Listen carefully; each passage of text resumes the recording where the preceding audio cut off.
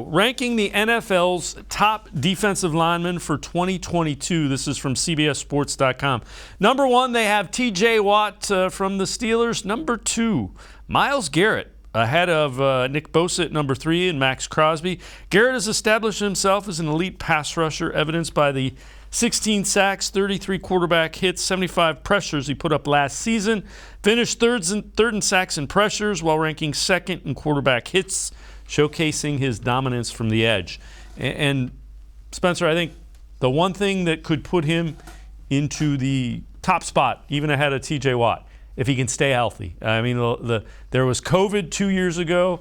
Last year he had the groin injury. We haven't seen him kind of finish the season completely healthy and kind of wreaking the havoc that he does in the beginning and middle parts of the season.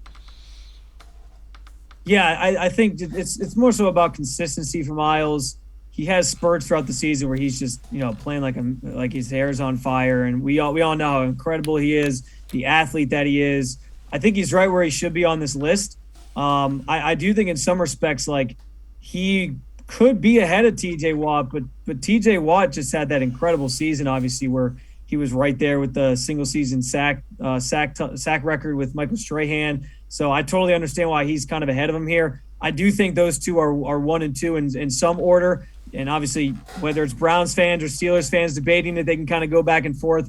But yeah, I think for Myles, it's just about the consistency, staying out there for a full season. And I think one of the things that fans especially get hung up on with Myles is he goes one game where he's got this massive amount of sacks, and then maybe the next game he only gets like 1, or he's not really showing up on the stat sheet in that category. I promise you Myles Garrett's still having an impact in the game in those instances. But when you see T.J. Watt, racking up the sacks, especially T.J. last year missed a couple games and still did that, people want a little bit more. So if he can stay consistent, if he can stay on the field, and if he can show up in, I think, some of the bigger moments in games, especially too, I think he could certainly jump T.J. Watt as the best pass rusher in the NFL. Edge rusher, I should clarify as well, because obviously we know Aaron Donald. Rams. Aaron Donald from the Rams, obviously number 1. But yeah, I think he's certainly right in the conversation.